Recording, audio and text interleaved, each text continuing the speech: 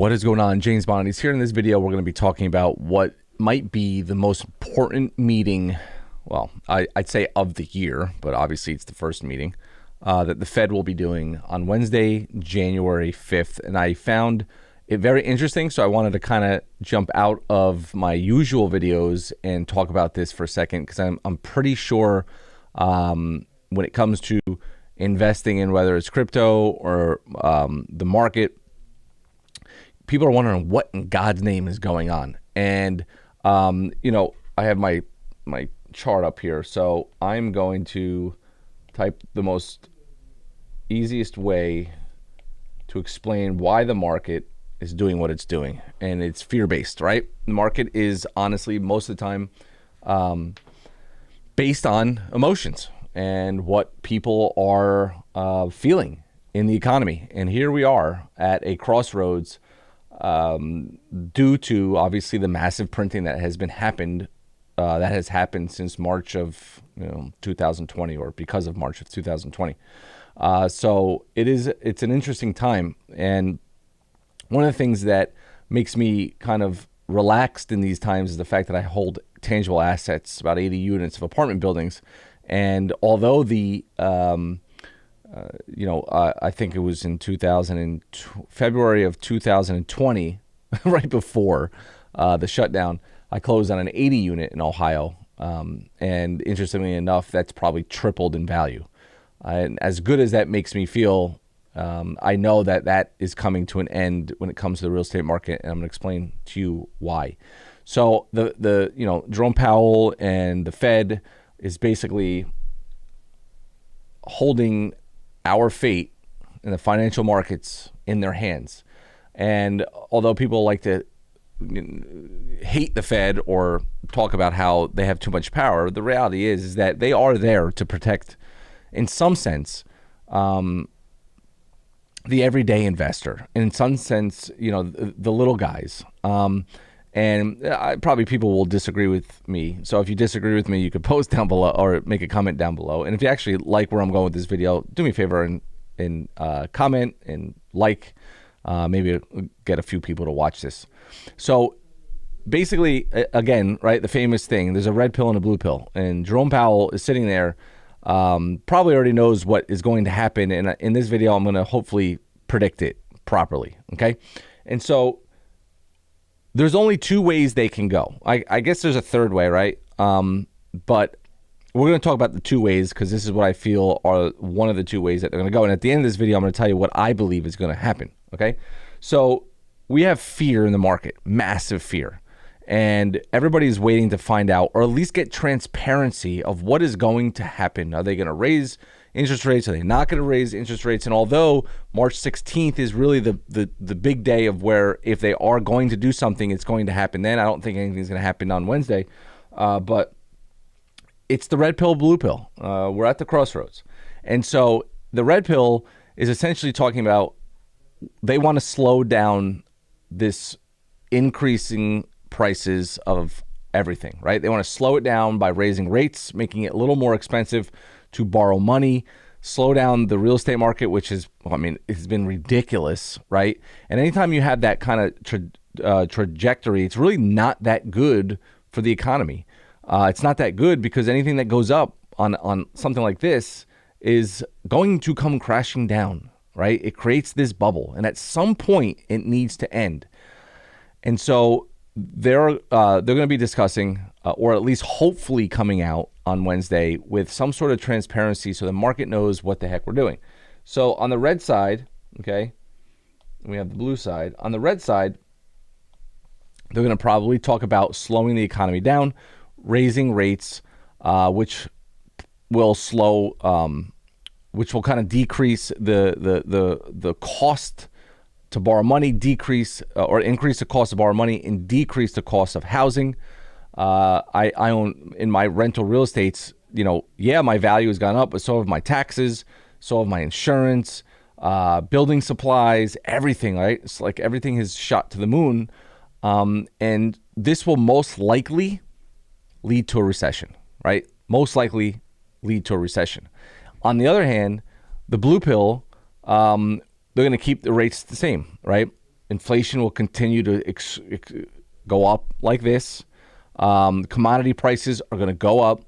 The dollar will lose more value than it's already lost. And so it's like, which way do they go, right? Either way is a bad way in some sense. And so here we are at these massive crossroads, as I've mentioned. And here's what I think is the problem, right? So if you have inflation on the left, and by the way, I didn't make this up. I saw a couple people post this, and it was a perfect way to explain this, okay? So inflation, right? As inflation is skyrocketing over the last, I'd say 2 years, year and a half, we need to slow it down, right? And there's a gradual way to slow it down. And this is what we want. And they called it the soft landing, right? As inflation is increasing, we need to just slow it down over time rather than just have this big, huge, gigantic collapse of inflation. Because how does that happen? Well, as inflation is exploding through the roof, do you know how hard it is to slow it down without it crashing, right? You can't do this. It doesn't work like that, right? So this is what we want, soft landing. We don't want a hard crash, okay? And we don't want hyperinflation. And so, again, and I'm labeling it red, right? So raising rates essentially would create this soft landing, or they hope, and not is, I believe, it's inflation is going to skyrocket, and then come crashing down, which is also not good, okay? Because a little bit of inflation is still good for the economy. It's good for people, okay? And so here's the questions that I have. If we slow down by raising rates, what's going to happen to the market? And if we don't, will we go into a hyperinflation and have just this total balloon to a crash? Okay. Those are the questions that I have. And to take it a step further, here's my prediction. I think they're going to raise rates in quarter one. I think they're going to raise the rates in quarter two by 0.25. And then I believe in quarter 3 and 4, there'll be no rate hike. I know that they were saying that they're probably going to raise quarter. I actually don't believe that's going to happen. And here's why. I believe that a big part of the inflation, not only printing of money, right? Somebody's going to have to pay for it. Inflation is that quiet tax that nobody talks about, right? When it slowly happens, it's like this tax, we're losing our money, our value of the dollar. And I believe a big reason of inflation also is the supply chain bottleneck. And if we can get through quarter 1 and quarter 2 with slight increases of rates to slow down this inflation period that we're in, I think that the supply chain hopefully will will ease up. And as we move into quarter 3, if we can fix the supply chain shock that we've all experienced, where you can't get goods and services, you can't get goods, can't find workers, all these issues that are happening, that should ease down the inflation. So that the 50 basis points of interest rates, all right, in addition to the easing of the bottlenecks that we're experiencing in the supply chains, should ease inflation. And once I think that kind of comes to fruition, the Fed won't need to step in again to raise rates again, and we will be kind of in this period of, all right, we're in this period of a soft landing from two different points of view, where the supply chain and the increase of interest rates, they don't have to go all in on one and all in on the other. It's those two things meshing together that hopefully will ease inflation, and so the consumer price index will level off and hopefully come down, right? Consumer price index, let's just take a quick look at that, right? That is, it measures the change in the prices paid by consumers for a basket of goods and services. Obviously, it's also tied to inflation. And so we saw huge, look, since January of 2021, look at the increase that has happened over the last year, right? 7% in the last month, and a fresh high since 1982, which was 6.8% in November. Okay, scary numbers, right? You guys are feeling it, right? You're feeling it I used to walk out with 4 baskets of food at the store. Now it's 2 for $100. This is not good for anybody. So as much as everybody can't stand the Fed, the bottom line is, what's the bottom line? The Federal Reserve is there to protect the everyday people, whether we like it or not. So let's hope on Wednesday they do